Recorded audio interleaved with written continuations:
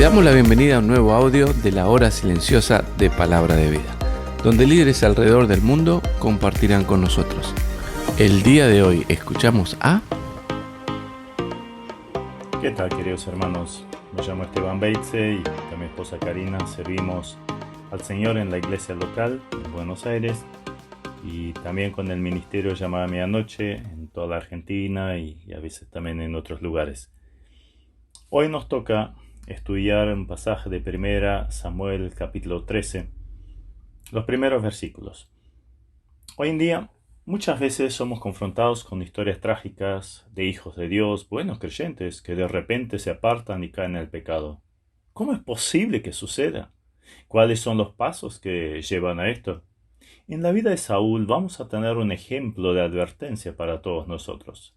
No fue de golpe que Saúl se apartó del buen camino, fue de a poco. Pero al no arrepentirse y volver atrás, la caída fue vertiginosa. Miremos el comienzo de este camino descendiente para que nos sirva de advertencia para no caer en lo mismo. Ahí leímos en 1 Samuel capítulo 13, 1 al 14. Había ya reinado Saúl 1 año y cuando hubo reinado 2 años sobre Israel, escogió luego a 3,000 hombres, de los cuales estaban con Saúl en Micmas, en el monte Betel, y 1,000 estaban con Jonatán en Gabaa de Benjamín. Y envió el resto del pueblo cada uno a sus tiendas. Y Jonatán atacó a la guarnición de los filisteos que había en el collado, y lo oyeron los filisteos.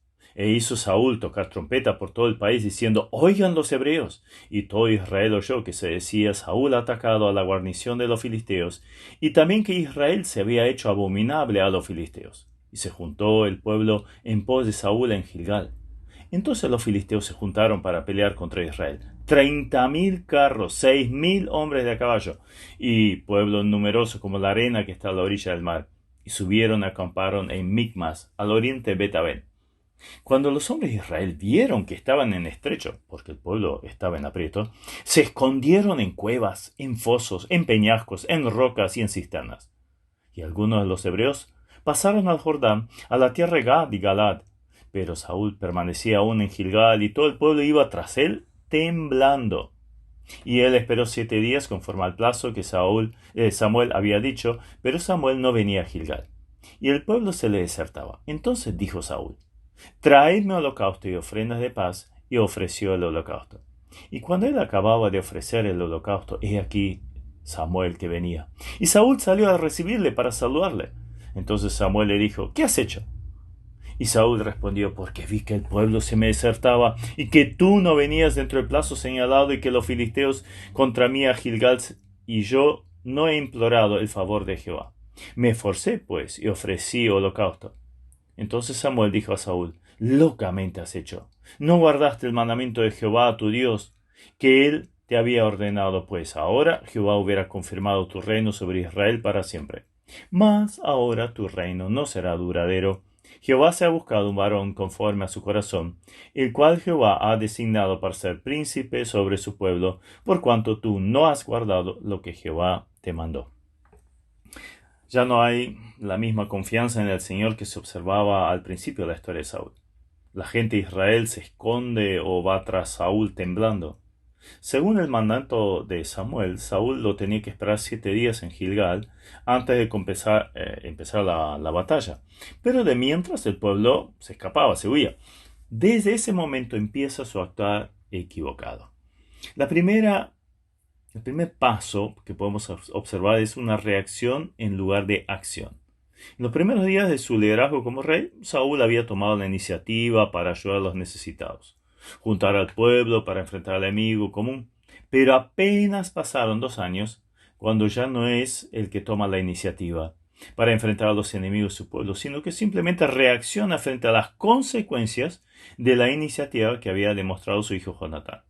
Qué triste cuando un creyente ya no busca la acción para el bien de los suyos, sino que solo reacciona frente a las cuestiones inevitables. En segundo lugar, observamos que él se adjudica los logros de otros.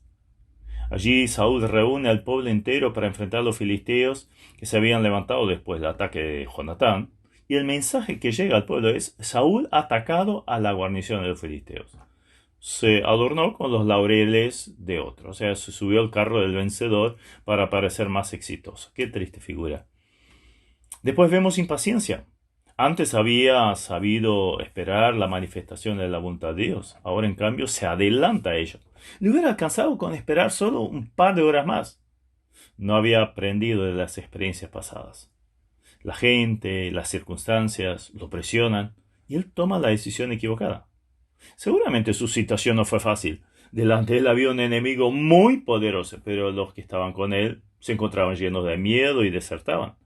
Pero la orden de Dios, con lo que lo ponía a prueba, era que tenía que esperar. Todos los cristianos, tarde o temprano, llegamos a este examen de paciencia. Tenemos que esperar para actuar.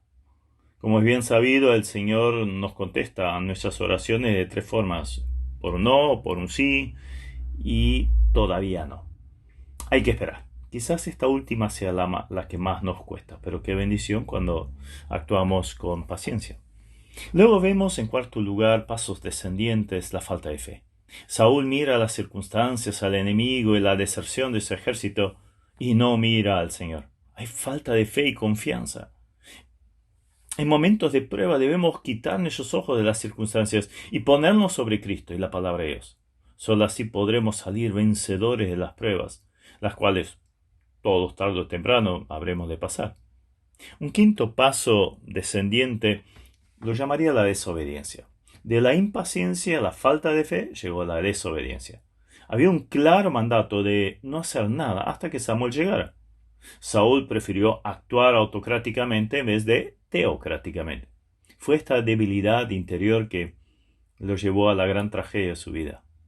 A algunos Dios le dice que actúen, otros que esperen. Bueno, hagámosle caso a la voz del Señor, de lo contrario, la pérdida puede ser muy grande. Cuando el propio yo decide en vez del Señor, solo puede haber problemas. Después vemos en el versículo 9, irreverencia, trajo un holocausto que no debía. En vez de respeto, temor a Dios, ahora demuestra irreverencia. O sea, toma el lugar del sacerdote que no le correspondía, se metió donde no debía estar. ¿No será lo que muchos hacen hoy en día? Vienen el domingo a la reunión principal, pero después ya no se les puede contar con ellos. Según ellos, ya cumplieron, acallaron su conciencia nomás. Un séptimo paso descendiente es que en vez de reconocer la culpa, acusa a otros. Samuel, al cuestionar el actual del Saúl, allí recibe la respuesta: el pueblo se me desertaba y tú no venías dentro del plazo señalado. Y los filisteos estaban reunidos en Micmas. Y bueno, ahí se, como decía, esforzó y ofreció el holocausto. Esta palabra me hace recordar la caída en el pecado, cuando Adán fue confrontado por Dios respecto a su actuar acerca de lo que había hecho con el fruto prohibido. Ahí acusó a la mujer. Hay un paralelismo ahí, ¿no?